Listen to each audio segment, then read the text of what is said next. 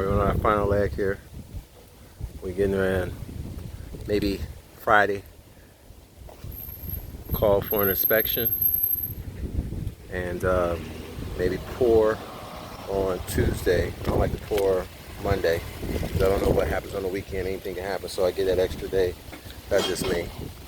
But it all depends on what the weather looks like. So this is a grade beam. Not quite done yet. That's what you see there is the garage step down. This area here is the garage. We got our steel up, putting our safety caps on, which is very important so nobody won't fall and poke an eye out. Man, come on, man. And Chris over there trying to wash his hands. He didn't really do anything. You